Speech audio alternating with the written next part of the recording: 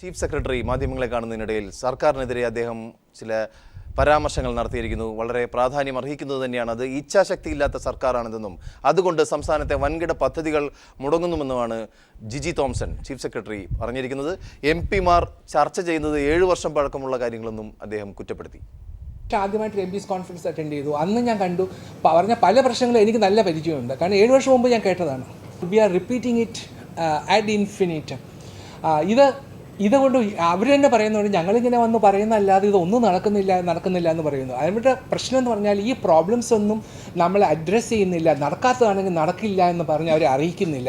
നമ്മളെന്തിനാണ് ഇങ്ങനെ ഇത്രയും വലിയ സന്നാഹങ്ങളൊക്കെ ഒരുക്കി ഇത്രയും സെക്രട്ടറിമാരും ഇത്രയും വലിയ പരിപാടികളൊക്കെ ഉണ്ടാക്കിയിട്ട് ഒരു പരിപാടി ഒരു കാര്യം നടക്കുന്നില്ല.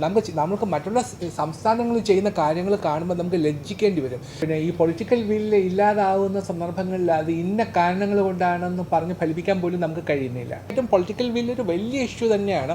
ഇല്ലാതെ പല പ്രശ്നങ്ങളും ഈ പൊളിറ്റിക്കൽ എന്താണ് പറയേണ്ടത് ഊരാക്കുടുക്കുകളിൽ കിടക്കുന്നുണ്ട്. ഊരാക്കുടുക്കുകളിൽ കിടക്കുന്ന സർക്കാർ, പൊളിറ്റിക്കൽ വില്ലില്ലാത്ത ഗവൺമെൻറ്, ആ ഗവൺമെൻറ്റിൻ്റെ ചീഫ് സെക്രട്ടറി അത് പറയുന്നു. തീർച്ചയായും കടങ്ങളിൽ നിന്ന് കടങ്ങളിലേക്ക് കൂപ്പുകുത്തുന്ന ഒരു സർക്കാർ തന്നെയാണിത്. നമ്മോടൊപ്പം ഇന്ന് ചർച്ചയിൽ പങ്കെടുക്കാനായി ഡോക്ടർ സെബാസ്റ്റ്യൻ പോൾ ചേരുന്നു, ഫക്രുദ്ദീൻ അലി, അതോടൊപ്പം ശ്രീ അജിത് കുമാർ മാധ്യമപ്രവർത്തകൻ, മുഹമ്മദ് റിയാസ് DYFI നേതാവ്, ഒപ്പം ശ്രീ ഭാസ്കർ പിള്ള കേരള കോൺഗ്രസ് M നേതാവ്. നമുക്ക് ആദ്യം ഡോക്ടർ സെബാസ്റ്റ്യൻ പോളിലേക്ക് തന്നെ പോകാം. നമ്മൾ ഇന്ന് ചർച്ച ചെയ്യുന്ന വിഷയത്തിൻ്റെ ആദ്യ ഭാഗത്തിൽ ഡോക്ടർ സെബാസ്റ്റ്യൻ പോൾ സർക്കാരിന് ഇച്ഛാശക്തി ഇല്ലാത്തത് കൊണ്ടാണ് സംസ്ഥാനത്ത് പല പദ്ധതികളും മുടങ്ങുന്നുവെന്ന് ചീഫ് സെക്രട്ടറി പറഞ്ഞിരിക്കുന്നത്. ആ വിഷയം നമ്മൾ ചർച്ച ചെയ്യുമ്പോൾ എങ്ങനെയാണ് കാണേണ്ടത്? ചീഫ് സെക്രട്ടറി എന്ന് പറയുന്നത് ഏറ്റവും കേരളത്തിലെ ബ്യൂറോക്രാറ്റുകളുടെ തലവനാണ്. ബ്യൂറോക്രാറ്റുകളാണ് പല പ്രശ്നങ്ങൾക്കും തടസ്സം, പല പദ്ധതികൾക്കും തടസ്സമെന്ന് നമ്മൾ പലപ്പോഴും കുറ്റപ്പെടുത്തുമ്പോൾ ഇതാ ചീഫ് സെക്രട്ടറി തന്നെ പറയുന്നു ഇങ്ങനൊരു കുറ്റപ്പെടുത്തൽ. ശ്രീ മുഹമ്മദ് റിയാസ് പ്രതികരിക്കണം.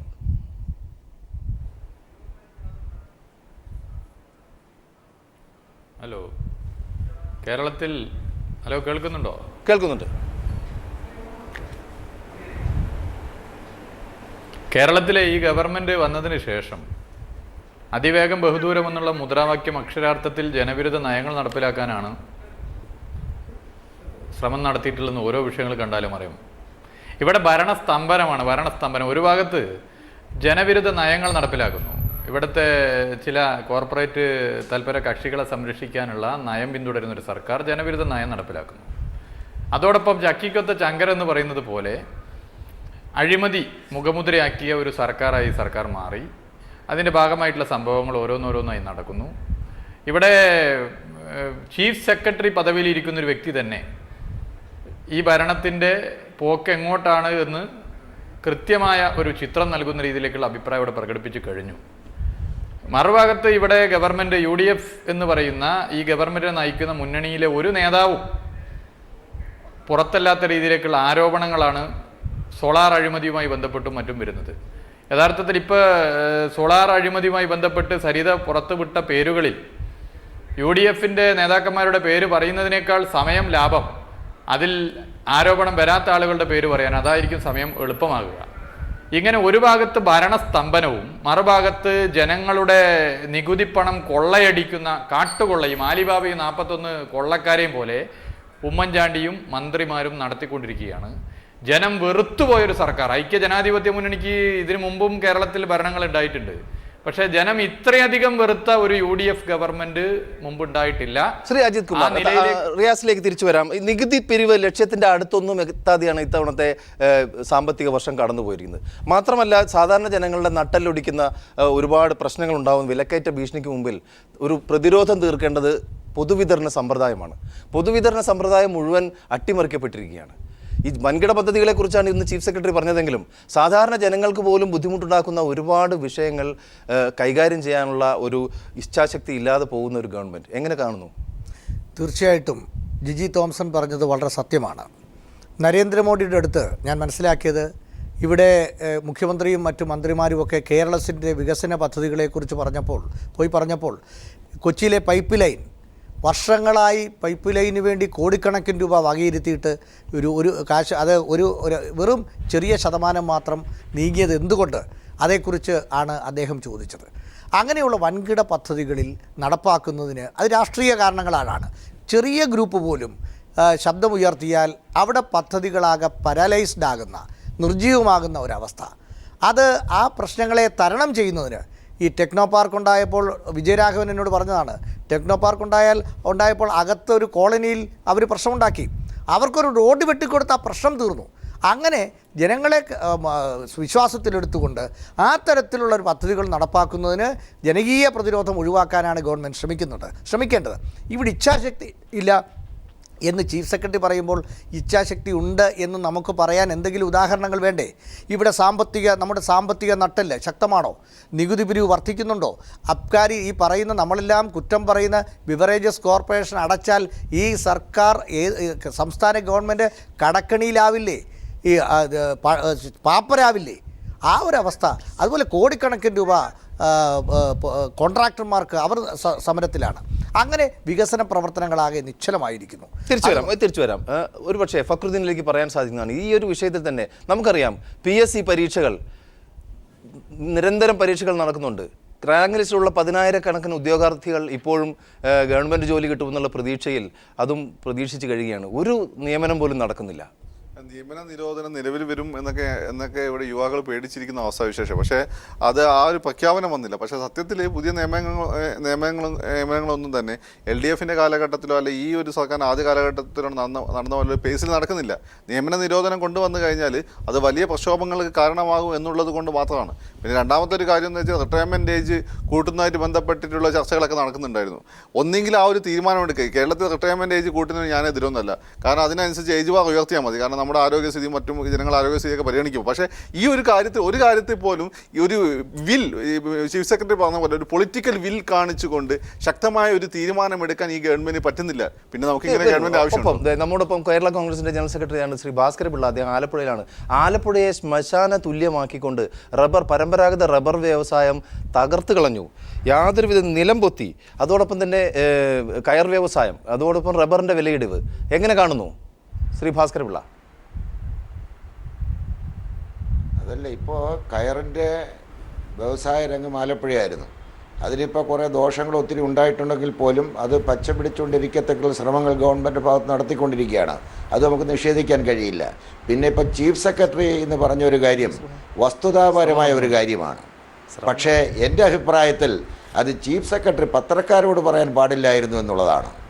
ഗവൺമെൻറ് ഒരു പദ്ധതി അംഗീകരിച്ചു കഴിഞ്ഞാൽ അത് താഴോട്ട് ഉദ്യോഗസ്ഥന്മാരുടെ ബ്യൂറോക്രസിയാണ് അത് തന്നെ അത് പ്രാവർത്തികമാക്കേണ്ടത്. ഇപ്പോൾ തന്നെ ഉദാഹരണമായിട്ട് കുട്ടനാട് പാക്കേജിന് വേണ്ടി 1450 കോടി രൂപയാണ് കേന്ദ്ര ഗവൺമെൻറ് അനുവദിച്ചത്. പക്ഷേ 1450 രൂപ അനുവദിച്ചു എന്ന് പറഞ്ഞതുകൊണ്ട് ഉടനെ 1550 കോടി ഇവിടെ തരികയല്ല. സ്കീം ബൈ സ്കീമായിട്ട് അതിന് പ്ലാനും പദ്ധതിയും എല്ലാം തയ്യാറാക്കി ഗവൺമെൻറ്റുകളുടെ അംഗീകാരം, കേന്ദ്ര ഗവൺമെന്റിന്റെ അംഗീകാരം മേടിച്ചു കഴിഞ്ഞാൽ അതിനുവേണ്ടി അനുവദിച്ചിരിക്കുന്ന ഇതിനൊക്കെ സമയമുണ്ടോ ഈ സർക്കാരിന്? ഒരുപാട് വലിയ വലിയ കാര്യങ്ങൾ ചർച്ച ചെയ്തുകൊണ്ടിരിക്കുകയല്ലേ? അല്ല, സർക്കാർ അത് പൊളിറ്റിക്കലായിട്ടുള്ള കാര്യമല്ലേ? ഗവൺമെന്റ് ഉദ്യോഗസ്ഥന്മാർ ചെയ്യേണ്ട ചില കാര്യങ്ങളല്ലേ അവരത് ചെയ്യണ്ടേ? അതാണ് ചീഫ് സെക്രട്ടറി പറഞ്ഞത്. കുട്ടനാട് പാക്കേജ് ചീഫ് സെക്രട്ടറി ഇന്ന് കൃത്യമായി പറഞ്ഞത് ചീഫ് സെക്രട്ടറി രാഷ്ട്രീയ ഇച്ഛാശക്തിയെ കുറിച്ചാണ്. അല്ലെ, രാഷ്ട്രീയ ഇച്ഛാശക്തി മൂലം ഏതെങ്കിലും പദ്ധതി മുടങ്ങിയിട്ടുണ്ട് എന്നുണ്ടെങ്കിൽ ചീഫ് സെക്രട്ടറി അത് ചീഫ് മിനിസ്റ്ററുടെയോ ക്യാബിനറ്റിൻ്റെ ശ്രദ്ധയിൽപ്പെടുത്താവുന്നതാണ്. പത്രസമ്മേളനത്തിൽ പറയേണ്ട കാര്യമാണ് എന്ന് എനിക്ക് അഭിപ്രായമില്ല. തീർച്ചയായും ബ്യൂറോക്രാറ്റിക് ആക്ടിവിസം എന്ന് വേണമെങ്കിൽ വിളിക്കാം, അല്ലേ അജിത് കുമാർ സാർ? ഒരിക്കലും ആ ചീഫ് സെക്രട്ടറി അത് പറഞ്ഞതിൽ എന്താണ് തെറ്റ്? സുപ്രീം കോടതിയിൽ ഇത്ര ശതമാനം അഴിമതിക്കാരായ ജഡ്ജിമാരുണ്ടെന്ന് തുറന്നു പറഞ്ഞ സുപ്രീം കോടതി ചീഫ് ജസ്റ്റിസ് ഉള്ള രാജ്യമാണിത്. ശ്രീ ഭാസ്കരൻ പിള്ളയുടെ നേതാവായ PC ജോർജ് തുറന്നു പറഞ്ഞ എത്രയോ കാര്യങ്ങളെ നമ്മളൊക്കെ സ്വാഗതം ചെയ്തിരിക്കുന്നു. അപ്പോൾ ഒരു മുന്നണിക്കുള്ളിൽ നിന്നുകൊണ്ട് അദ്ദേഹം അഴിമതിയെക്കുറിച്ചും മറ്റു കാര്യങ്ങളെക്കുറിച്ചും പറഞ്ഞതിനെ പൊതുസമൂഹം സ്വാഗതം ചെയ്യുകയാണ്. ചീഫ് സെക്രട്ടറി ഒരു കൂട്ടിലടച്ച തത്തയാകാൻ പാടില്ല. കാരണം ഈ ഇപ്പോൾ മന്ത്രിമാർ ഓരോ തുരുത്തുകളാണ്. ഒരു മന്ത്രിസഭയല്ലിത്. മുഖ്യമന്ത്രിക്ക് മന്ത്രിമാരുടെ കടിഞ്ഞാൺ നഷ്ടപ്പെട്ടോ എന്ന് ജനങ്ങൾ സംശയിക്കുന്നു. മന്ത്രിമാർ അവരുടെ വഴിക്ക് പോകുന്നു. ഉദാഹരണങ്ങൾ എത്ര വേണേലുമുണ്ട്. സത്യത്തിൽ കുട്ടനാട് പാക്കേജ് ഈ കണ്ണൂർക്കാരനായ ഒരു കൃഷിമന്ത്രി അല്ലായിരുന്നെങ്കിൽ കുട്ടനാട് പാക്കേജ് നടപ്പാകുമായിരുന്നു. അല്ലെങ്കിൽ കൃഷി വകുപ്പിലെ ഉന്നതന്മാർക്ക് കോടികൾ കമ്മീഷൻ കിട്ടുന്ന ഏർപ്പാടായിരുന്നെങ്കിൽ കുട്ടനാട് പാക്കേജ് നടപ്പാക്കുമായിരുന്നു. അതല്ലാതെ ആ തരത്തിലുള്ള വൻകിട നല്ല പദ്ധതികളെ തുരങ്കം വെക്കുന്നു. അതിന് ഉദ്യോഗസ്ഥന്മാരെ മാത്രം കുറ്റം പറഞ്ഞിട്ട് കാര്യമുണ്ടോ? വരാം. ഇപ്പോൾ നമുക്കറിയാം ശ്രീ മുഹമ്മദ് റിയാസ്, ഒരുപാട് പ്രശ്നങ്ങൾ കേരളം നേരിട്ടുകൊണ്ടിരിക്കുന്നത് സാമ്പത്തിക. താങ്കൾ ഏറ്റവും വലിയ ഒരു യുവജന സംഘടനയുടെ സമുന്നതനായ നേതാവാണ്, ഡിവൈഎഫ്ഐ നേതാവാണ് താങ്കൾ. നമുക്കറിയാവുന്ന ഒരു കാര്യമുണ്ട്, പ്രത്യേകിച്ച് മലബാർ മേഖലയിൽ നിതാഖത്ത് പോലുള്ള അവസ്ഥകൾ ഗൾഫ് രാജ്യങ്ങളിൽ ഒട്ടേറെ മലയാളികൾ തൊഴിൽ രഹിതരായി നാട്ടിലേക്ക് തിരിച്ചെത്തിയിരിക്കുന്നു. ഇവർക്ക് എന്തൊക്കെ വാഗ്ദാനങ്ങളാണ് ഉമ്മൻചാണ്ടി നമ്മൾ കണ്ടിരുന്നതാണ്. അവരെല്ലാം ആ മധുര വാക്കുകൾ വിഴുങ്ങി ജീവിച്ചുകൊണ്ടിരിക്കുകയാണ്. ശ്രീ മുഹമ്മദ് റിയാസ്. അതെ, ഇവിടെ ഒരു യുവജനങ്ങളെ സംബന്ധിച്ചിടത്തോളം, അല്ലെങ്കിൽ നേരത്തെ പറഞ്ഞതുപോലെ ഗൾഫ്, കേരളത്തിൻ്റെ സമ്പദ് വ്യവസ്ഥയുടെ അത്താണിയായ ഗൾഫ്, ആ ഗൾഫിൽ നിന്നുള്ള തിരിച്ചുവരവിൻ്റെ ഭാഗമായി ഇവിടെ നിലകൊള്ളുന്നവരെ സംബന്ധിച്ചിടത്തോളം പുതിയ തൊഴിൽ അല്ലെങ്കിൽ പുതിയ സംരംഭം അന്യമാണ്, സ്വപ്നത്തിൽ പോലും കാണാൻ വേണ്ടി സാധിക്കില്ല. ഇവിടെ കുറേയേറെ കാര്യങ്ങൾ ഈ കേരളത്തിലെ ഗവൺമെൻറ്റിൻ്റെ വ്യത്യസ്ത മേഖലകൾ അനുഭവിക്കുന്ന പ്രതിസന്ധി സൂചിപ്പിച്ച് പറയാതെ പോയ 1-2 വിഷയങ്ങൾ. ഒന്ന്, പൊതുമേഖലാ സ്ഥാപനങ്ങളുടെ തകർച്ച. ഇപ്പോൾ KMML പ്രധാനപ്പെട്ട കേരളത്തിലെ ഒരു പൊതുമേഖലാ സ്ഥാപനമാണ്. ഇടതുപക്ഷ ജനാധിപത്യ മുന്നണിയുടെ ഗവൺമെൻറ് 2006-11 ഭരിച്ചിരുന്ന ഘട്ടത്തിൽ 140 കോടി രൂപയുടെ ലാഭമായിരുന്നു. ആ ഗവൺമെൻറ് കാലഘട്ടത്തിൽ നഷ്ടത്തിലായിരുന്ന പൊതുമേഖലാ സ്ഥാപനങ്ങളെ ലാഭത്തിലാക്കി 2001-6 കാലഘട്ടത്തിൽ അടച്ചിപ്പൂട്ടിയിരുന്ന പൊതുമേഖലാ സ്ഥാപനങ്ങൾ തുറന്ന് പ്രവർത്തിപ്പിച്ചു. ന്യൂ പബ്ലിക് സെക്ടറിൽ പുതുതായി 10 പുതിയ പൊതുമേഖലാ സ്ഥാപനങ്ങൾ വന്നു. അങ്ങനെ 10,000-ഓളം പേർക്ക് ഓരോ സ്ഥാപനങ്ങളിലായി ജോലി കൊടുക്കുന്ന സ്ഥിതി ഉണ്ടായി. കേരളത്തിലെ മറ്റു പ്രധാനപ്പെട്ട ഒരു സ്ഥാപനം KSRTC ഒരിക്കലും പ്രോഫിറ്റ് മോട്ടീവ് ആയിരുന്നില്ല, ലാഭം ലക്ഷ്യം വെച്ചിട്ടല്ല, സർവീസ് മോട്ടീവായിരുന്നു, സേവനം ലക്ഷ്യം വെച്ചുകൊണ്ട്. KSRTC ബസ് റൂട്ടുകൾ തന്നെ അനുവദിക്കുന്നത് വളരെ പ്രയാസമേറിയ റൂട്ടുകളിലാണ്. സ്വാഭാവികമായിട്ട് അവിടെ കളക്ഷൻ കുറവായിരിക്കും. KSRTCയുടെ സീറ്റിംഗ് കപ്പാസിറ്റി സ്വകാര്യ ബസ്സിനെ സംബന്ധിച്ചിടത്തോളം കുറവായിരിക്കും. നമ്മൾ KSRTCയിൽ ഇരുന്നാൽ തന്നെ അറിയാം, സൗകര്യപ്രദമായി കാലൊക്കെ നീട്ടിയിരിക്കാം. സ്വകാര്യ ബസ്സിൽ കാലിന്റെ മുട്ട് മുന്നിലെ സീറ്റിൽ തട്ടും. ശ്രീ മുഹമ്മദ് റിയാസ്, നമ്മൾ ഇപ്പോൾ തന്നെ തിരിച്ചു വരാം. നമ്മോടൊപ്പം ഡോക്ടർ സെബാസ്റ്റ്യൻ പോൾ കൂടി ചേരുന്നു. ഡോക്ടർ സെബാസ്റ്റ്യൻ പോൾ, നമുക്കറിയാം ഈ ജിജി തോംസൺ ഇപ്പോൾ വിശദീകരിച്ചിരുന്ന വൻകിട പദ്ധതികളെക്കുറിച്ചാണ്. എങ്കിൽ പോലും ഒരുപാട് പദ്ധതികൾ നമ്മൾ കേട്ടിട്ടുണ്ട്. ഇപ്പോൾ UDF സർക്കാരിൻ്റെ ഒരു വലിയൊരു പ്രോജക്റ്റായിരുന്നു എമർജിംഗ് കേരള, വ്യവസായ സംരംഭങ്ങൾ കേരളത്തിൽ ആരംഭിക്കുന്നു. ഉള്ള വ്യവസായ സ്ഥാപനങ്ങൾ വരെ, പൊതുമേഖലാ സ്ഥാപനങ്ങൾ വരെ അടച്ചുപൂട്ടൽ ഭീഷണിയിൽ നഷ്ടത്തിൽ പോകുന്നുവെന്ന് ഇപ്പോൾ ഈ ചർച്ചയിൽ പങ്കെടുത്ത പാനലിസ്റ്റുകൾ തന്നെ അഭിപ്രായപ്പെട്ടിരുന്നു. എങ്ങനെ കാണുന്നു ഈ ഒരു സംഭവവികാസത്തെ? Political will. ചീഫ് സെക്രട്ടറി സാധാരണഗതിയിൽ സർക്കാരിനെ വിമർശിക്കേണ്ടുന്ന ഉദ്യോഗസ്ഥനല്ല, സർക്കാരിൻ്റെ നടപടികൾ, തീരുമാനങ്ങൾ നടപ്പാക്കേണ്ട ഉദ്യോഗസ്ഥനാണ്. പക്ഷേ ഇവിടെ ജിജി തോമസിന് പ്രകാരം പറയേണ്ടി വന്നത്, സത്യസന്ധതയുള്ള, ആത്മാർത്ഥതയുള്ള ഏത് വ്യക്തിക്കും ഇത് പറയാതിരിക്കാൻ കഴിയില്ല എന്ന അവസ്ഥ കേരളത്തിലുണ്ടായതുകൊണ്ടാണ്. കേരളത്തിലിപ്പോൾ ചീഫ് സെക്രട്ടറി പറഞ്ഞ കാര്യങ്ങൾ മാത്രമല്ല, അതിനും അപ്പുറത്തേക്ക് എന്താണ് നടന്നുകൊണ്ടിരിക്കുന്നത് എന്ന് നമുക്കറിയാം. ഭരണം ഇല്ല, ഭരണം എന്നൊന്ന് കേരളത്തിലില്ല. അതൊക്കെ എല്ലാ മന്ത്രിസഭയെക്കുറിച്ചും ഉണ്ടാകുന്ന ആക്ഷേപങ്ങളാണ്. പക്ഷേ ഇവിടെ ഇപ്പോൾ അക്ഷരാർത്ഥത്തിൽ ഭരണമില്ല. രാഷ്ട്രീയമായ ഇച്ഛാശക്തി പോയിട്ട് എന്തിനെങ്കിലുമുള്ള ഒരു ഇച്ഛാശക്തി ഈ സർക്കാരിൻ്റെ മുഖ്യമന്ത്രിക്ക് ഉണ്ടോ എന്ന് സംശയമാണ്. ഇങ്ങനെ ഏറ്റവും അപമാനകരവും ലജ്ജാകരവും പരിതാപകരവുമായ അവസ്ഥയിൽ കേരളം എത്തി നിൽക്കുമ്പോൾ ചീഫ് സെക്രട്ടറിക്ക് എന്നല്ല ആർക്കും ഇങ്ങനെ പറയേണ്ടി വരും. ചീഫ് സെക്രട്ടറി ഇപ്പോൾ പറഞ്ഞ കാര്യങ്ങൾ അവയോട് ഞാൻ പൂർണ്ണമായും യോജിക്കുകയും ചെയ്യുന്നു. ശ്രീ ഫക്രുദ്ദീൻ അലി, ഈ രാഷ്ട്രീയ ഇച്ഛാശക്തി എന്ന് പറയുമ്പോൾ രാഷ്ട്രീയം ഇപ്പോഴത്തെ ഭരണ കേന്ദ്രത്തിൻ്റെ തന്നെ നേതൃത്വത്തിലുള്ള പാർട്ടിയുടെ നേതാക്കളും കൂടി ഇതിന് ഉത്തരം പറയേണ്ടതാണ്. എവിടെ പോയി നമ്മുടെ KPCC പ്രസിഡന്റ്? അതിനാണ് നമ്മളൊക്കെ ഇങ്ങനെ വണ്ടർ അടിച്ചുകൊണ്ടിരിക്കുന്നത്. ഈ സുധീരനെ സംബന്ധിച്ചിടത്തോളം ഉമ്മൻചാണ്ടിക്കൊന്നും ഇല്ലാത്ത അഡ്വാൻറ്റേജ് ഉണ്ട്. ഇപ്പോൾ അജിത്തേട്ടൻ ഉൾപ്പെടെയുള്ള മാധ്യമ പ്രവർത്തകർ സുധീരൻ VS അച്യുതാനന്ദനെ കൊടുക്കുന്ന സ്പേസ് ഉണ്ട്. അവർക്ക് ഈ പാർട്ടി ഇന്ന് രാഷ്ട്രീയ അഭിപ്രായത്തിൽ വിഭിന്നമായിട്ടല്ല ഗവൺമെൻറ് അഭിപ്രായത്തിൽ വിഭിന്നമായി എന്തെങ്കിലും പറഞ്ഞാൽ അവർ ഒറ്റപ്പെടുന്ന ഒരു അവസ്ഥയല്ല. അവർ ജനങ്ങൾക്ക് വേണ്ടി സംസാരിക്കുന്ന ആളുകളാണെന്ന് തോന്നൽ ഇവരൊക്കെ ഉണ്ടാക്കി വെച്ചിട്ടുണ്ട്. എന്തുകൊണ്ട് ആ സുധീരൻ ഈ KPCC പ്രസിഡന്റ് സ്ഥാനത്തേക്ക് വന്നത് എന്തുകൊണ്ടാണ്? അങ്ങനെ ഇമേജ് ഉള്ളതുകൊണ്ടാണ്, അല്ലാണ്ട് വേറെ എത്ര ആളുടെ സുധീരനെക്കാളും മിടുക്കനായ ആളുകളില്ല കാര്യങ്ങൾ നടത്താൻ പറ്റി. ഈ സുധീരൻ മിണ്ടുന്നില്ല എന്നുള്ളതാണ് പ്രശ്നം. ഒരു പക്ഷേ അടുത്ത ഒരു തിരഞ്ഞെടുപ്പ് വരാൻ പോകുമ്പോൾ ഉമ്മൻചാണ്ടിയുടെ കെടുകാര്യസ്ഥതയെക്കാളും കോൺഗ്രസിനെ ബാധിക്കാൻ പോകുന്നത് ഇത്തരം നിർണായകമായിട്ടുള്ള ഘട്ടങ്ങൾ. ഭരണസമ്പന്നത്തെ പറ്റി ഒന്നും മിണ്ടുന്നില്ല, വൃത്തികെട്ട രീതിയിലുള്ള വിവാദങ്ങൾ നടക്കുന്നു. ആ വാക്കിന് അടിവരട്ട് വൃത്തികെട്ട രീതിയിൽ ഇതുവരെ കേരളം കണ്ടിട്ടില്ലാത്ത രീതിയിലുള്ള റജീനയ്ക്ക് ശേഷമുള്ള വിവാദങ്ങൾ നടക്കുന്നു. എന്നിട്ട് സുധീരൻ ഒന്നും മിണ്ടുന്നില്ല. സുധീരൻ ഇങ്ങനെ ഇരുന്നാൽ പോരാ, സുധീരനായി തുടരണമെങ്കിൽ സുധീരൻ മുന്നോട്ട് വരേണ്ട ആവശ്യകതയുണ്ട്. അജിത് കുമാർ, സുധീരനെ സംബന്ധിച്ചിടത്തോളം ഒരു പ്രധാനപ്പെട്ട പ്രശ്നം, അദ്ദേഹം എന്തു പറഞ്ഞാലും അല്ലെങ്കിൽ അദ്ദേഹത്തിലൂടെ മുന്നണിക്കൊരു പ്രശ്നമുണ്ടായാൽ, ഘടകകക്ഷികൾ പുറത്തുപോയാൽ, കോൺഗ്രസിനുള്ളിൽ അഭിപ്രായ ഭിന്നതയുണ്ടായാൽ, ബാർ കോഴക്കേസിൽ തന്നെ ഉമ്മൻചാണ്ടിക്കും മറ്റു മന്ത്രിമാർക്കുമെതിരെ സുധീരനൊരു നിലപാടെടുത്തപ്പോൾ ശ്രീ AK ആന്റണി പറഞ്ഞതെന്താ? അത് കഴിഞ്ഞപ്പോൾ AK ആന്റണി പറഞ്ഞതെന്താ? കേരളത്തിലെ കോൺഗ്രസ് വലിയൊരു വിപത്തിൽ നിന്നും, മുന്നണി വലിയൊരു തകർച്ചയിൽ നിന്നും രക്ഷപ്പെട്ടുവെന്നാണ്. അപ്പോൾ ഈ തകർച്ചയുടെ പാപഭാരമാകെ സുധീരൻ ആഗ്രഹിക്കുന്നു തൻ്റെ ചുമലിൽ വന്ന് ചേരരുത്. അതാണ് സുധീരൻ ആഗ്രഹിക്കുന്നത്. പക്ഷേ അതുകൊണ്ട് ശ്രീ ഫക്രുദ്ദീൻ പറഞ്ഞത് ഒരു പ്രധാനപ്പെട്ട പ്രശ്നം, അതുകൊണ്ട് തന്നെ അദ്ദേഹത്തിൻ്റെ പ്രതിച്ഛായയ്ക്ക് കളങ്കം മങ്ങലേറ്റിരിക്കുന്നു. സുധീരൻ KPC പ്രസിഡന്റ് ആയിരുന്നതിന് മുമ്പുള്ള സുധീരനാണോ ഇപ്പോഴത്തെ പൊതുസമൂഹത്തിൻ്റെ സുധീരൻ? പൊതുസമൂഹം സുധീരനെ കാണുന്നത് വലിയ പ്രതീക്ഷയോടെ ആണ്. താങ്കൾ ഒരു നേതൃമാറ്റം പ്രതീക്ഷിക്കുന്നുണ്ടോ ഈ ഒരു നേതൃമാറ്റം അത് രാഷ്ട്രീയമായി ഉണ്ടാകേണ്ട കാര്യമാണ്. പക്ഷേ ഒരു കാര്യമുണ്ട്, ഈ ഗവൺമെൻറ് ഇതേ രൂപത്തിൽ മുന്നോട്ട് പോയാൽ അടുത്ത തെരഞ്ഞെടുപ്പിൽ പച്ച തൊടില്ല, അല്ലെങ്കിൽ വലിയ തിരിച്ചടി നേരിടേണ്ടി വരും എന്നുള്ള കാര്യത്തിൽ യാതൊരു സംശയമില്ല. കാരണം ഈ ലോക്സഭാ തെരഞ്ഞെടുപ്പിൽ മോഡിയുടെ പേടി ഉപയോഗിച്ചാണ് ക്രൈസ്തവ മുസ്ലിം സമൂഹങ്ങളെ ഭയത്തിലാക്കി. മോഡിയുടെ പേടി പറഞ്ഞു മാത്രമാണ് ഇത്രയും സീറ്റുകളും ഒരു മെച്ചപ്പെട്ട ഒരു കംഫർട്ടബിൾ ലെവൽ ഉണ്ടാക്കിയെടുക്കാൻ കഴിഞ്ഞത്. എന്നാൽ മോഡി റിയാലിറ്റിയായി. മോഡി വന്നിട്ട് ഈ രാജ്യത്തെ മുസ്ലിങ്ങൾക്കും ക്രിസ്ത്യാനികൾക്കും ഒന്നും വലിയ അപകടമൊന്നും സംഭവിച്ചിട്ടില്ല. കേരളത്തിലെ മുസ്ലിങ്ങൾക്കും ക്രിസ്ത്യാനികൾക്കും വലിയ അപകടമൊന്നും സംഭവിച്ചിട്ടില്ല. അതുകൊണ്ട് തന്നെ മോഡിയുടെ പേടി മാറിത്തീരുകയും കേരളത്തിലെ ഭരണത്തെക്കുറിച്ചും UDFൻ്റെ ഭരണത്തെക്കുറിച്ചും UDFിനുള്ളിൽ നടക്കുന്ന, അല്ലെങ്കിൽ UDF ഭരണകാലത്ത് നടന്ന അഴിമതികളും വിവാദങ്ങളും ആരോപണങ്ങളും ഒക്കെ ചർച്ചാവിധേയമാകുകയും ചെയ്താൽ UDFന് കനത്ത തിരിച്ചടി നേരിടേണ്ടി. ഒരു കാര്യം കൂടി ഞാൻ ചോദിച്ചോട്ടെ, ഇപ്പോൾ കഴിഞ്ഞ ദിവസങ്ങളിലുണ്ടായ സംഭവ വികാസങ്ങൾ, ഒരു സ്ത്രീ നടന്ന് കേരളത്തിലെ പ്രധാനപ്പെട്ട മന്ത്രിമാരെയും MP-മാരെയും MLA-മാരെയും കുറിച്ചെല്ലാം അശ്ലീലം അല്ലേ പറഞ്ഞു നടക്കുന്നു, അതിൻ്റെ തെളിവുകൾ പുറത്തുവിടുന്നു, പിന്നീട് അത് നിഷേധിക്കുന്നു.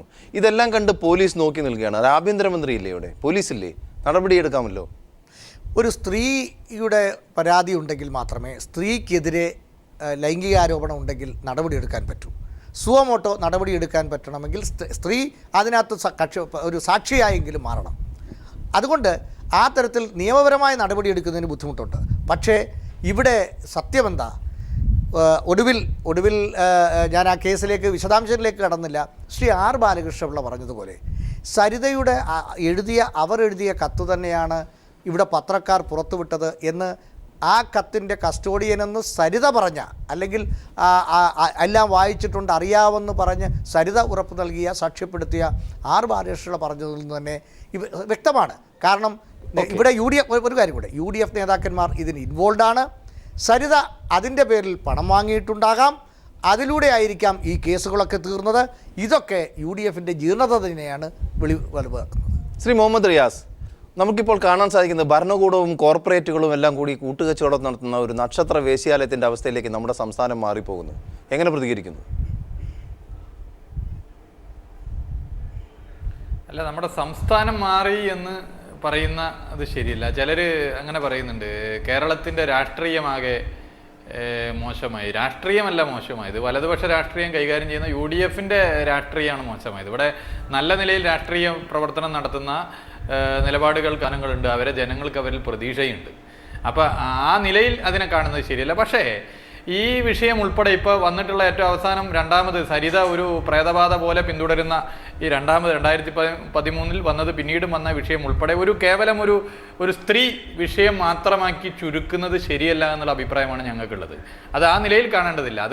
അതൊരു വലിയ ഒരു അഴിമതിയുമായി ബന്ധപ്പെട്ട ഒരു നെക്സസ്, കേരളത്തിലെ ഭരണാധികാരികൾ, ഉദ്യോഗസ്ഥർ, ഇത്തരം അഴിമതിക്ക് ഉപകരണങ്ങളായി പ്രവർത്തിക്കുന്നവർ തമ്മിലുള്ള ഒരു നെക്സസായി ഈ വിഷയത്തെ കാണണം. ഇപ്പോൾ ഇവിടെ ശ്രീ ഉമ്മൻചാണ്ടി ചീഫ് വിപ്പിൻ്റെ കത്ത് നേരിട്ട്, മുൻ ചീഫ് വിപ്പ് ഇപ്പോൾ UDF MLA ശ്രീ PC ജോർജിൻ്റെ കത്ത് കണ്ടപ്പോൾ ഞെട്ടി എന്ന് പറയുന്നു. ഉമ്മൻചാണ്ടിയെ അറിയുന്നവർ, ഉമ്മൻചാണ്ടിയെ കൃത്യമായി വളരെ ഗൗരവത്തോടു കൂടി രാഷ്ട്രീയത്തിൽ പഠിക്കുന്ന വിദ്യാർത്ഥികൾ ഒരിക്കലും അത് വിശ്വസിക്കില്ല. കാരണം ഉമ്മൻചാണ്ടി ഇതിലും വലിയത് കണ്ടിട്ട് ഞെട്ടാത്ത ആളാണ്. അപ്പോൾ ഈ കത്ത് കണ്ടപ്പോൾ ഞെട്ടി എന്ന് പറയുന്നത് ഒരിക്കലും വിശ്വസിക്കാൻ പറ്റുന്നതല്ല. പിന്നെ കത്ത് പറഞ്ഞ കാര്യം ഉമ്മൻചാണ്ടിയെ സംബന്ധിച്ചിടത്തോളം എന്തോ പുതുമയുള്ള കാര്യമല്ല.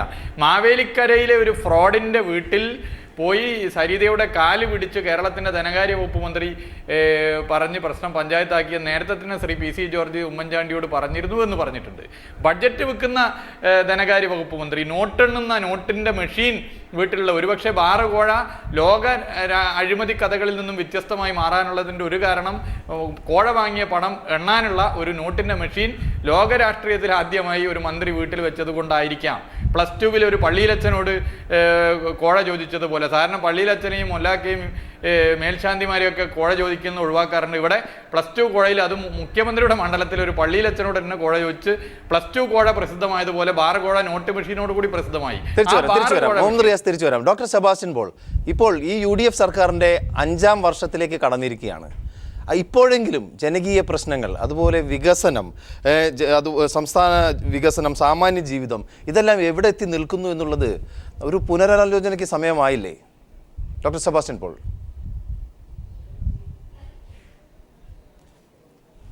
അത് ഞാൻ പ്രദീപ് ഈ ടെലിവിഷനുമായി ബന്ധപ്പെട്ട് തുടങ്ങിയിട്ട് ഇപ്പോൾ 15 വർഷമായി. പക്ഷേ ഇന്നിപ്പോൾ ഇവിടെ ഇരിക്കുമ്പോൾ എനിക്ക് ഭയമാണ് പ്രദീപിൻ്റെ ചോദ്യം എന്തായിരിക്കും എന്നുള്ള ഒരു ഉത്കണ്ഠയിൽ നിന്ന്. കാരണം നമുക്ക് കേൾക്കാൻ ഇഷ്ടപ്പെടാത്തത്, ഉത്തരം പറയാൻ ആഗ്രഹിക്കാത്തത്, നമ്മുടെ നിലവാരത്തിന് യോജിക്കാത്തത്, അല്ലെങ്കിൽ കേരളത്തിലെ പൊതുസമൂഹത്തിൻ്റെ കേൾക്കാൻ ഇഷ്ടപ്പെടാത്തത്, അത്തരം വിഷയങ്ങളിലേക്ക് കടക്കേണ്ടി വരുന്നു. എന്താണ് ഇവിടെ സംഭവിച്ചുകൊണ്ടിരിക്കുന്നത് എന്നതിൽ ഒരു വ്യക്തതയുമില്ല.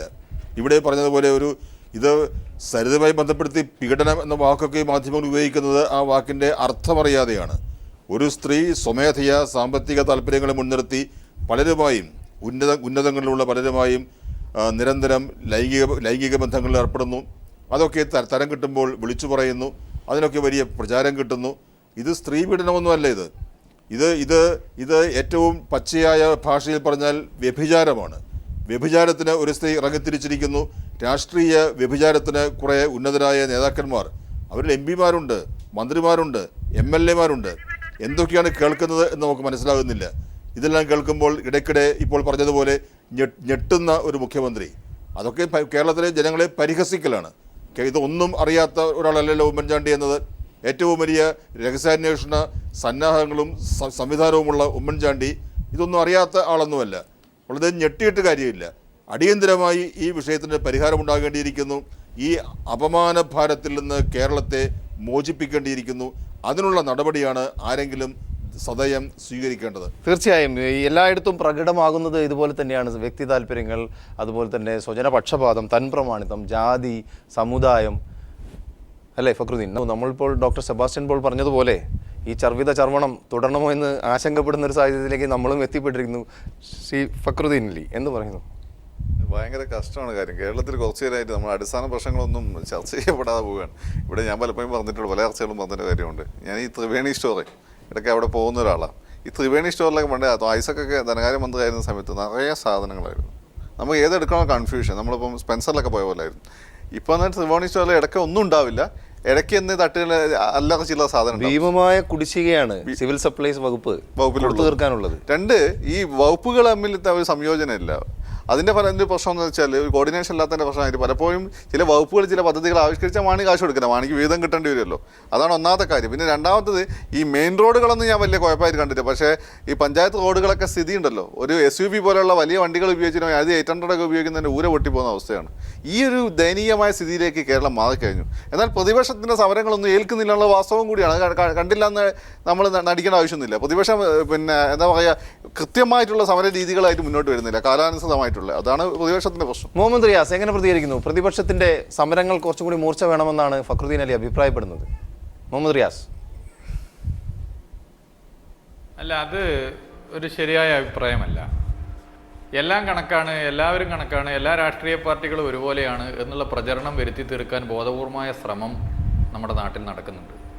ആ ശ്രമത്തിൻ്റെ പിന്നിൽ കൃത്യമായൊരു അജണ്ടയുണ്ട്. നിഷ്കളങ്കമായി ചിലർ അതിൽ വീണുപോയേക്കാം ആ ആശയപ്രചരണത്തിൽ.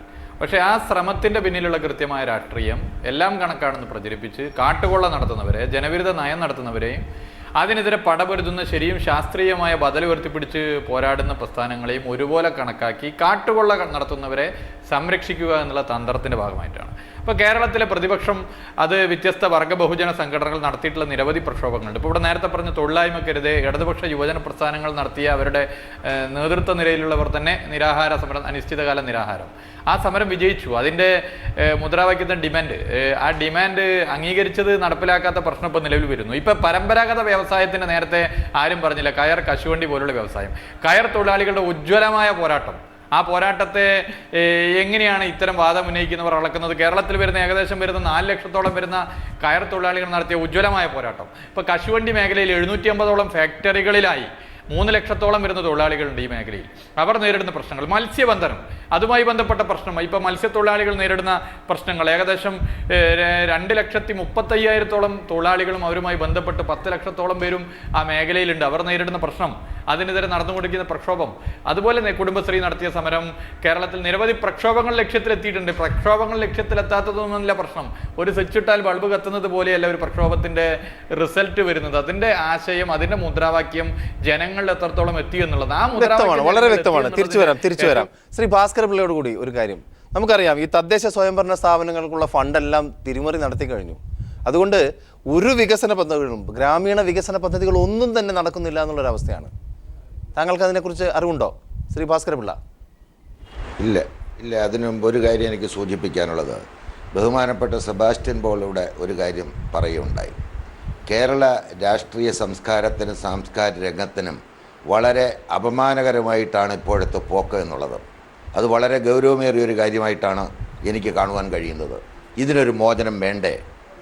ഇത് വളരെ ഗൗരവമായിട്ട് കേരള ജനത, കേരളത്തിലെ രാഷ്ട്രീയ പാർട്ടികൾ, മറ്റ് സംഘടനകൾ, സാംസ്കാരിക സംഘടനകൾ ഒക്കെ തന്നെ വളരെ ഗൗരവമായിട്ട് ആലോചിക്കേണ്ട ഒരു വസ്തുതയാണ്. ഇപ്പോൾ പ്രദീപ് എൻ്റെ അടുത്ത് ചോദിച്ചതുപോലും ഈ അപമാന ഭാരത്താൽ കിടക്കുന്ന ഒരു സംവിധാനം കേരളത്തിൽ ഉള്ളതുകൊണ്ടാണ് എന്ന് ഞാൻ സംശയിക്കുകയാണ്.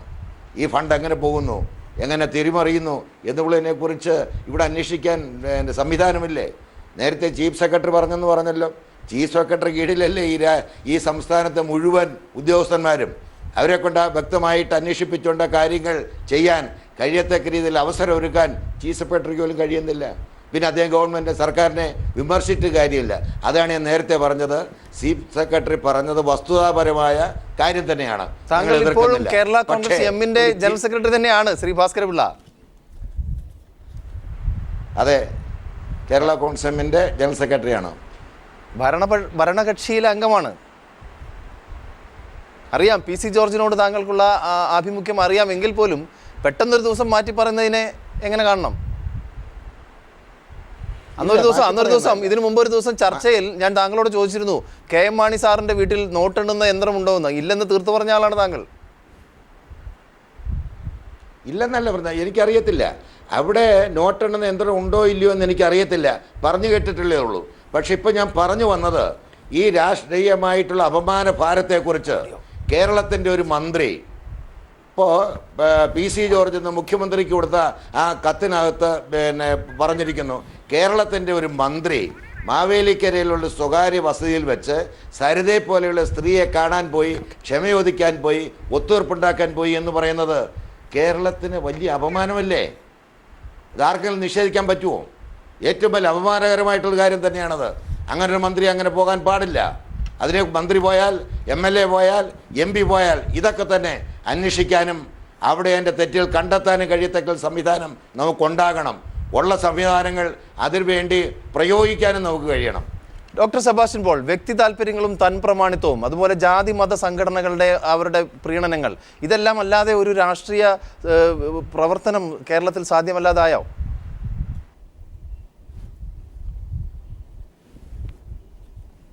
നമ്മൾ സാധാരണ സാഹചര്യങ്ങളിൽ ഒരു സർക്കാരിനെതിരെ ഉന്നയിക്കുന്ന ആക്ഷേപങ്ങൾക്കൊന്നും പ്രസക്തിയില്ലാത്ത അവസ്ഥയിലേക്ക് കേരള രാഷ്ട്രീയം എത്തിയിരിക്കുകയാണ്.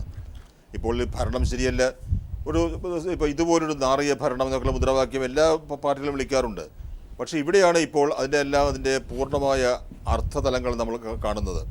അതുകൊണ്ട് പരമ്പരാഗതമായി നമ്മളൊരു ഭരണകൂടത്തെ, പ്രത്യേകിച്ച് അതിൻ്റെ അവസാന വർഷം എത്തുമ്പോൾ അതിനെതിരെ ഉന്നയിക്കുന്ന ആക്ഷേപങ്ങളും വിമർശനങ്ങളും അവയെല്ലാം അപര്യാപ്തമാകുന്ന രീതിയിൽ വളരെ സവിശേഷമായ അപരിചിതമായ സംഭവ വികാസങ്ങൾ ഇവിടെ ഉണ്ടായിരിക്കുകയാണ്.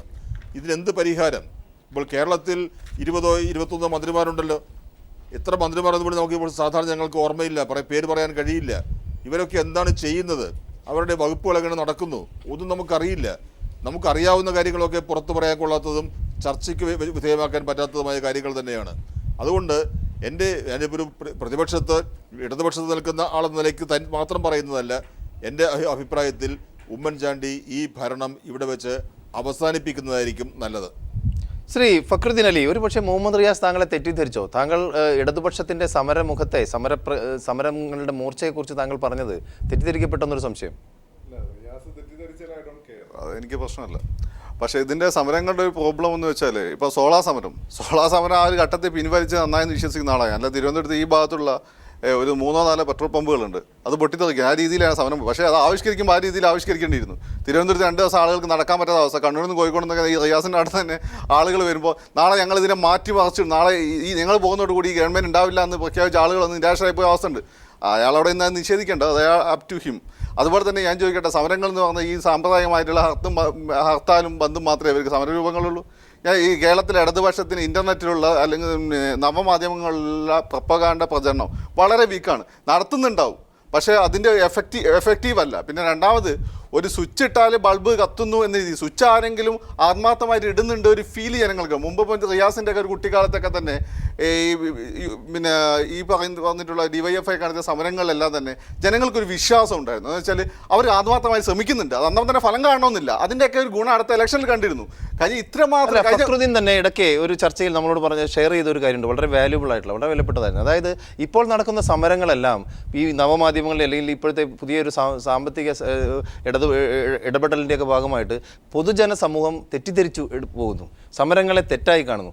അതുകൊണ്ട് വളരെ ബുദ്ധിപൂർവ്വം കാൽക്കുലേറ്റ് ചെയ്തുള്ള സമരമുഖങ്ങളിലേക്ക് കടക്കുകയാണ് ഇടതുപക്ഷം എന്നാണ് റിയാസ് പറഞ്ഞത്.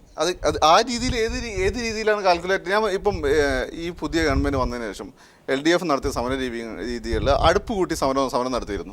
ആ സമരം നല്ല തുടക്കമായിരുന്നു, പക്ഷേ അതിനൊന്നും ഒരു കണ്ടിന്യൂറ്റി ഉണ്ടായിട്ടില്ല എന്നുള്ളതാണ് പ്രധാനം. ബാക്കിയെല്ലാം നമ്മൾ കണ്ട ഈ സെക്രട്ടറിയുടെ മുന്നിലേക്കുള്ള ചില കാണരുത് എന്ന് പറഞ്ഞത് താങ്കൾ അംഗീകരിക്കുന്നല്ലോ അല്ലേ? മറ്റു ഇപ്പൊ ഈ കാണിക്കുന്ന എല്ലാ പ്രശ്നങ്ങളും കാണിക്കുന്ന ഇവരുടെ അതേപോലെ തന്നെയാണ്.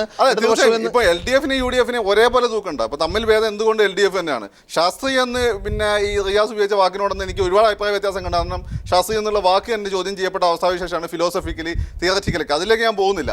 എങ്കിൽ പോലും ഭേദപ്പെട്ട പ്രായോഗികമായ മാതൃക മുന്നോട്ട് വെക്കാൻ പറ്റുന്ന LDF-ന് തന്നെയാണ്. ആ കാര്യത്തിൽ സംശയമൊന്നുമില്ല. പക്ഷേ ഇന്നത്തെ പ്രതിപക്ഷത്തിനെതിരെ, ഇന്ന് ഈ പ്രതിപക്ഷം കാണിച്ചു കൂട്ടുന്ന കൊള്ളരുതായ്മകൾക്കെതിരെ അതിശക്തവും ഫലവത്തായതുമായിട്ടുള്ള ക്രിയാത്മകവും കാലോചിതമായിട്ടുള്ള സമര രീതികൾ പുതിയ രീതിയിൽ ആവിഷ്കരിക്കാൻ പറ്റുന്നില്ല എന്നുള്ള വീഴ്ച തന്നെയാണ്. അത് തിരിച്ചറിയാൻ അവർക്കുള്ളത്. റിയാസ്, പുതിയ സമര രീതികൾ ആവിഷ്കരിക്കുന്നില്ലേ DYFI അല്ലെങ്കിൽ ഇടതുപക്ഷം? 2 രീതിയിൽ അത് പറയാം. ഒന്ന് സമരത്തെക്കുറിച്ച് പറയണം, പിന്നെ സമയക്കുറവായതുകൊണ്ട് UDF-ൻ്റെ ഈ വിഷയം ഇന്ന് നേരിട്ട പ്രശ്നം കൂടി പറയാനുള്ള സമയം തരണം, ഇടയിൽ വെച്ച് കട്ട് ചെയ്യരുത്. ഒന്ന് സമരത്തെക്കുറിച്ച് പറയാം. ഗാലറിയിൽ നിന്നും കളി കാണുന്നവർക്ക് എന്തും പറയാം. ഇപ്പോൾ ഫുട്ബോൾ കളി കാണുന്നവർ ഗാലറിയിൽ നിന്ന് അയ്യോ അത് ഗോളാകുമായിരുന്നു, അത് ഇടത്തോട്ട് കൊടുത്ത് വലത്തോട്ട് കൊടുത്ത് ക്രോസ് ചെയ്ത് ഹെഡ് ചെയ്താൽ ഗോളാകുമായിരുന്നു വേണം ഗാലറിയിൽ നിന്ന് പറയാം. യുവജന പ്രസ്ഥാനത്തിന്റെ പ്രവർത്തകർ, ഞാനൊന്ന് പറയട്ടെ, ഞാൻ പറയാൻ ആവർത്തിക്കും, എന്നെ പറയാൻ അനുവദിക്കണം. ഞാൻ നിങ്ങളൊക്കെ പറഞ്ഞാൽ മിണ്ടിയിട്ടില്ലല്ലോ. കാസർഗോഡ് മുതൽ തിരുവനന്തപുരം വരെ DYFIയുടെ പ്രവർത്തകർ ജയിലിലായുകയും അത് ഭീകരമർദ്ദനങ്ങളേറ്റവും. അപ്പോൾ ഈ നിങ്ങൾ ഇരിക്കുന്ന സ്റ്റുഡിയോയുടെ തൊട്ടടുത്ത് തിരുവനന്തപുരത്തെ DYFIയുടെ പ്രവർത്തകരുടെ വീടുകളിൽ കയറി റെയ്ഡ് നടത്തിയിട്ടുണ്ട്. DYFIയുടെ പ്രവർത്തകരുടെ ശരീരം നിങ്ങൾ പരിശോധിച്ചാൽ കേരളത്തിലെ ഉമ്മൻചാണ്ടി ഗവൺമെൻറ്റിൻ്റെ പോലീസിൻ്റെ ലാത്തിപ്പാടേൽക്കാത്തൊരു ഭാഗം ആ ശരീരത്തിലുണ്ടാകില്ല. നിരവധി ജയിലിൽ കിടന്നവരുണ്ട്. അപ്പോൾ അതിനെക്കുറിച്ചൊന്നും പറയണ്ട, അതിനെക്കുറിച്ച് പറഞ്ഞ് മുന്നോട്ട് പോകുന്നതും ശരിയല്ല. കാലിനനുസരിച്ച് ആ ചെരുപ്പ് വേണ്ടത്, ചെരുപ്പിനനുസരിച്ച് കാല് മുറിച്ച് എളുപ്പപ്പണിയിലേക്കൊന്നും പോകാൻ ഈ പുതിയ യുവത്വം തയ്യാറാകാൻ അതവിടെ നിൽക്കട്ടെ. രണ്ടാമത്തെ പ്രശ്നം, ഇവിടെ പറഞ്ഞിട്ടുള്ള അമ്പേൽക്കാത്തവരില്ല ഗുരുക്കളിൽ എന്ന് പറഞ്ഞതുപോലെ ഇന്നത്തെ UDF-ൻ്റെ നേതൃത്വത്തിൽ MLA-മാരിൽ ആരും ഒഴിവാകത്തില്ല. എനിക്ക് തോന്നുന്നു ഈ വിവാദത്തിൽപ്പെട്ടവരുടെ പട്ടിക വായിക്കുന്നതിനേക്കാൾ എളുപ്പം UDF നേതാക്കന്മാരിൽ പെടാത്തവരുടെ പേര് വായിക്കുന്ന സമയലാഭമായിരിക്കും. ഒന്ന് പരിശോധിച്ചാൽ വളരെ കൃത്യമായിട്ട് കാണാം. ഈ പരീക്ഷ റിസൾട്ട് പ്രസിദ്ധീകരിക്കുമ്പോൾ പരീക്ഷ എഴുതിയവരിൽ പാസ്സായവരുടെ പേര് മാത്രമേ വരിക. അതുപോലെയാണ് സരിത പറഞ്ഞത് കുറച്ചാളെ പേരേ ഉള്ളൂ, അല്ലാത്ത ഒരുപാട് ആളുകൾ വേറെ ഉണ്ട്. ഇവിടെ നിയമസഭയിൽ ബഡ്ജറ്റ് അവതരിപ്പിച്ചപ്പോൾ ലഡു കൊടുത്ത ചില വീരന്മാരുണ്ട്, MLA-മാർ. അവരൊക്കെ ഇപ്പോൾ സോഡ കുടിക്കുക. നേരത്തെ ലഡു മിണുങ്ങിയവർ ഇപ്പോൾ സോഡ കുടിക്കുക. ഉറക്കല്ലാത്ത രാത്രികളാണ് UDF-ൻ്റെ പല യുവ MLA-മാർക്കും MP-മാർക്കും ഒക്കെ ഉള്ളത്. അപ്പോൾ ഇത് വളരെ കൃത്യമായി ജനങ്ങൾക്ക് മനസ്സിലാവുന്നു. പക്ഷേ എന്നിട്ടും ഒരടി പിറകോട്ട് പോകാൻ ഉമ്മൻചാണ്ടി തയ്യാറില്ല. ഞാൻ ഇന്നലെ ചർച്ചയിൽ അത് പറഞ്ഞിട്ടുണ്ട്, അതുകൊണ്ട് ആവർത്തിക്കുന്നില്ല. ഇവിടെ സോഷ്യൽ മീഡിയയുടെ കാര്യമൊക്കെ പറഞ്ഞതുകൊണ്ട് ആവർത്തിക്കാൻ നിർബന്ധിതനാകുക. ഒറ്റ കാര്യം മാത്രം, സോഷ്യൽ മീഡിയയിൽ നടക്കുന്നൊരു പ്രചരണമുണ്ട്. ഇന്ത്യൻ ക്രിക്കറ്റ് ടീമിൻ്റെ ക്യാപ്റ്റൻ ധോണിക്ക് ഒരു മെസ്സേജ് വന്നു, സെമി തോറ്റപ്പ് കപ്പ് കിട്ടുമായിരുന്നു 2 താരങ്ങളെ ടീമിൽ ഉൾപ്പെടുത്തിയാൽ, ഒന്ന് ഉമ്മൻചാണ്ടിയെയും ഒന്ന് KM മാണിയെയും. അവർ ഔട്ടായാലും ഗ്രീസിൽ നിന്ന് പോയില്ലായിരുന്നു. അതുപോലെയാണ് ഇപ്പോൾ സോഷ്യൽ മീഡിയയുടെ കാര്യമൊന്നും പറയണ്ട. നേരത്തെ പറയുകയാണെങ്കിൽ അത് കറക്റ്റായിരുന്നു. ഇപ്പം സോഷ്യൽ മീഡിയയിൽ പോലും ഉമ്മൻചാണ്ടി ഏറ്റവും ദയനീയമായ നിലയിലേക്ക് ഉമ്മൻചാണ്ടിയും UDF രാഷ്ട്രീയവും ഒറ്റപ്പെട്ട് കഴിഞ്ഞു. ഓരോ വിഷയമാണ് ഇവിടെ പറയാൻ കൊള്ളാത്ത രീതിയിലുള്ള വിമർശനം ഉൾപ്പെടെയുണ്ട്. അപ്പോൾ എല്ലാ മേഖലകളിലും ഈ ഗവൺമെൻറ്റിനെതിരെയുള്ള വികാരം ആളിക്കത്തിരിക്കുകയാണ്. ഒരു സംശയം വേണ്ട, ജനങ്ങൾ നല്ല നിലയിലാണ് പ്രതികരിച്ചുകൊണ്ടിരിക്കുന്നത്. അതിന് അതേ അർത്ഥത്തിൽ നേതൃത്വം കൊടുക്കാൻ കേരളത്തിലെ ഇടതുപക്ഷ പ്രസ്ഥാനത്തിനും DYFIക്കും എന്തൊക്കെ പറഞ്ഞാലും സാധിക്കുന്നുണ്ട്. സോഷ്യൽ മീഡിയ പറഞ്ഞതുകൊണ്ട് ഞാൻ ഇന്നലെ പറഞ്ഞ് ഇന്നൊന്നും കൂടി ആവർത്തിച്ചു എന്നേ ഉള്ളൂ. ഡോക്ടർ സെബാസ്റ്റ്യൻ പോൾ, ഈ രാഷ്ട്രീയ ഇച്ഛാശക്തി എന്നുള്ളത് നമുക്ക് എത്രമാത്രം ചർച്ച ചെയ്തിട്ടും വലിയ പ്രയോജനമൊന്നും ഇല്ല എന്നറിയാമെങ്കിൽ പോലും ചീഫ് സെക്രട്ടറി ഇങ്ങനെ ഒരു വിഷയം ഉന്നയിച്ചത് ഒരു പക്ഷേ താങ്കൾ ശ്രദ്ധിച്ച് കാണുമെന്ന് കരുതുന്നു. കൂടംകുളം പദ്ധതി, അതുപോലെ വിഴിഞ്ഞം പദ്ധതി, മെട്രോ റെയിൽ, ഇത് തുടങ്ങിയ അത്തരം കാര്യങ്ങളിൽ രാഷ്ട്രീയ ഗവൺമെൻറ്റിൽ നിന്ന് എന്തെങ്കിലും തടസ്സമുള്ളത് കൊണ്ട് കൂടിയായിരിക്കും അദ്ദേഹത്തിന് കൂടുതൽ ആവേശം തോന്നിയത്. സാധാരണക്കാരായ ജനങ്ങളുടെ പല പ്രശ്നങ്ങളും ഇപ്പോഴും അഡ്രസ്സ് ചെയ്യാതെ കിടക്കുകയാണ്.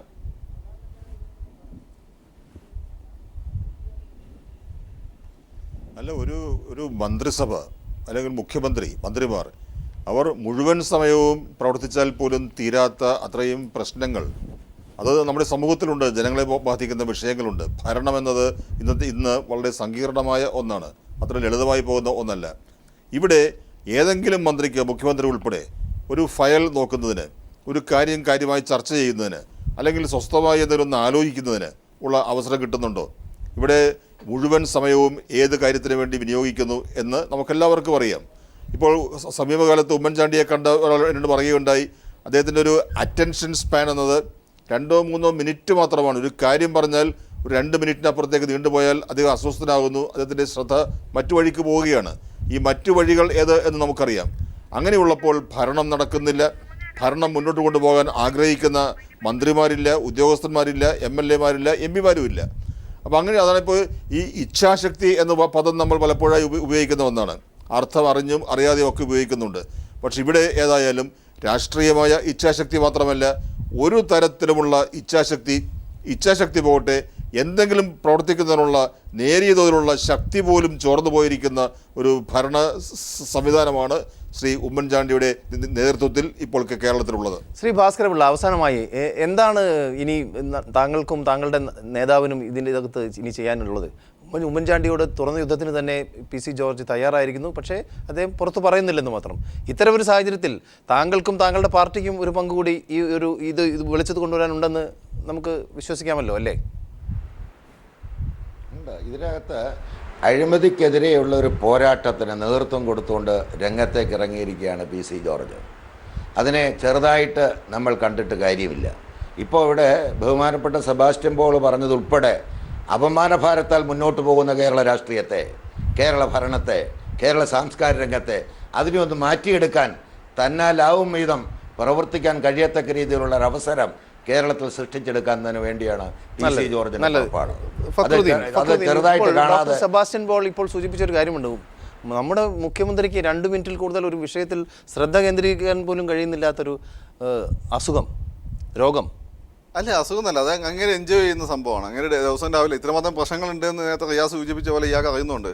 ഇന്നെന്ത് പുതിയ പ്രശ്നമാണ് വന്നത്, അതിനെങ്ങനെ ഡീൽ ചെയ്യാൻ ആലോചിച്ചാണ് ദിവസം രാവിലെ എണീക്കുന്നത്. അതുകൊണ്ട് അങ്ങനെ പ്രശ്നമില്ല. ഇവിടെ നമുക്ക് ആവശ്യം, മുമ്പ് വിവേകാനന്ദൻ ഇവിടെ ഭ്രാന്താലയം എന്ന് വിളിച്ചപ്പോൾ കേരളത്തിൽ നിന്ന് വിദ്യാഭ്യാസം കിട്ടിയ ചെറുപ്പക്കാരെല്ലാം തന്നെ ഇത് ഭ്രാന്താലയം അല്ലാന്ന് കാണിച്ചു കൊടുക്കണം എന്ന് നിശ്ചയിച്ച് ഒപ്പിച്ചിരുന്നു. അതിൻ്റെ ഫലമായിട്ടാണ് ഇന്ന് നമ്മൾ കാണുന്ന സോക്കോൾഡ് ആധുനിക കേരളം രൂപം കൊണ്ടുവന്നത്. ഈ ആധുനിക കേരളം ഒരു ആധുനികോത്തര കാലഘട്ടത്തിലേക്ക് മാറിയ സമയത്ത് നമ്മൾ കാണുന്നത് ജനങ്ങൾക്കിടയിൽ ശക്തമായ അഭിപ്രായങ്ങളുണ്ട്. പക്ഷേ ജനങ്ങളെ പ്രതിനിധാനം ചെയ്യുന്ന രാഷ്ട്രീയ പാർട്ടികൾ മുൻപത്തെ പോലെ അവരുടെ ആശയങ്ങൾക്കൊത്ത് ഉയരുന്നില്ല എന്നുള്ള പ്രശ്നം. ഇപ്പോൾ ഇന്റർനെറ്റിൽ വരുന്ന അഭിപ്രായങ്ങൾ, ഫേസ്ബുക്കിൽ വരുന്ന അഭിപ്രായം ജനങ്ങൾ ശക്തമായിട്ട് ഉമ്മൻചാണ്ടിക്കെതിരാണ്. പക്ഷെ അത് പ്രതിപക്ഷത്തിരിക്കുന്ന കക്ഷി, അപ്പം BJP ആണെങ്കിലും പിന്നെ CPM ആ രീതിയിൽ വരുന്നില്ല എന്നുള്ളത്. അത് കൃത്യമായിട്ട് ഓരോ വിഷയങ്ങൾ കൃത്യമായിട്ട് ശാസ്ത്രീയമായിട്ട് സഭ്യമായ ഭാഷയിൽ ലളിതമായിട്ട് ഇടപെടുകയും അതിന് മാത്രമല്ല ഫ്ലാഷ് മോബ് പോലെയുള്ള കൂട്ടായ്മകൾ രൂപപ്പെടുത്തിയെടുക്കുകയും ആ കൂട്ടായ്മകൾ വളരെ കൃത്യമായിട്ട് എത്തിക്കുന്ന രീതിയിലുള്ള പരിപാടികൾ DYFI, SFI, ASF എല്ലാം തന്നെ പിന്നെ ആസൂത്രണം ചെയ്യുകയാണ്. DYFI ഇടയ്ക്ക് അങ്ങനെ ചിലതൊക്കെ ആസൂത്രണം ചെയ്തിരുന്നു എന്നാണ് ഞാൻ മനസ്സിലാക്കുക. പക്ഷേ ആ രീതിയിലൊന്നും വലിയ രീതിയിൽ ഇമ്പാക്റ്റ് ഉണ്ടാക്കി കണ്ടിട്ടില്ല. ഇമ്പാക്റ്റ് ഉണ്ടാക്കാൻ പറ്റും എന്ന് അവർക്ക് വിശ്വാസമുണ്ടെങ്കിൽ അതിനുവേണ്ടി അവർ ശ്രമിക്കണം. തീർച്ചയായും. മുഹമ്മദ് റിയാസ്, നമ്മൾ ചർച്ച അവസാനിപ്പിക്കുകയാണ്. താങ്കളുടെ ഇടതുപക്ഷ അതുപോലെ തന്നെ DYFI പോലുള്ള സംഘടനകൾ സമരമുഖത്തേക്ക് ഇറങ്ങാൻ തന്നെ തീരുമാനിച്ചുവോ? എന്താണ് ഭാവി പരിപാടികൾ?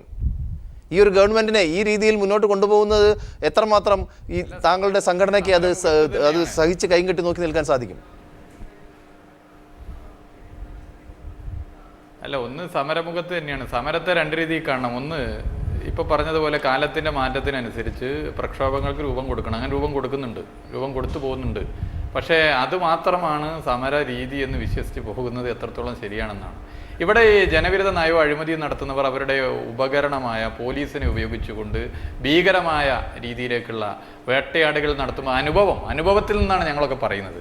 ആ വേട്ടയാടലുകളെ പുതിയ കാലത്തെ സമരം പോലെ സമരം അല്ലെങ്കിൽ അടുപ്പ് കത്തിച്ചോ മറ്റോ നേരിടാൻ വേണ്ടി പറ്റുന്നതല്ല. ആ രീതിയിലും വേണം, അതല്ലാതെയും വേണം. ഇത് രണ്ടും കൂടി കൂടിയതാണ്. അതുകൊണ്ട് പോരാട്ടങ്ങൾ അല്ലെങ്കിൽ പ്രതികരണങ്ങൾ അതാകെ മോശമാണെന്ന് പറയുന്നത് കണ്ണടച്ച് ഇരുട്ടാക്കുന്നതിന് തുല്യമാണെന്ന് ഞാൻ പറഞ്ഞുള്ളൂ. പിന്നെ ഈ ഗവൺമെൻറ്റിൻ്റെ പോക്ക് സ്വയമേവ ഉമ്മൻചാണ്ടി സർക്കാർ തിരിച്ചറിഞ്ഞ് ഉമ്മൻചാണ്ടി രാജിവെച്ച് പോകുന്നതാണ് അദ്ദേഹത്തിനും ഈ UDF നല്ലത് എന്നാണ് പൊതുവെ വകതിരിവുള്ളവർ പറയുക. അല്ലെങ്കിൽ അനുഭവിച്ചോളൂ. ഇപ്പം ഞെട്ടിയെന്ന് പറഞ്ഞാൽ ഇതിലും വലിയ ഞെട്ടൽ വരാൻ വേണ്ടി പോകുന്നുണ്ട്. അപ്പോൾ ഞെട്ടാതെ ഞെട്ടി എന്ന് പറയുന്ന ഉമ്മൻചാണ്ടി ശരിക്കും ഞെട്ടുമ്പോൾ എന്താവും സ്ഥിതി എന്നുള്ളതൊക്കെ തന്നെ ഭാവിയിൽ കണ്ടറിയാം. തീർച്ചയായും ജനങ്ങൾ ഇതെല്ലാം തിരിച്ചറിയുന്നുണ്ട്. സർക്കാരിനെതിരെ സർക്കാരിനകത്തു നിന്ന് തന്നെ പടയൊരുക്കം തുടങ്ങിയിരിക്കുന്നു. ചീഫ് സെക്രട്ടറിയും ശബ്ദമുയർത്തിയിരിക്കുന്നു. നമ്മൾ ഈ ചർച്ച ഇവിടെ അവസാനിപ്പിക്കുകയാണ്.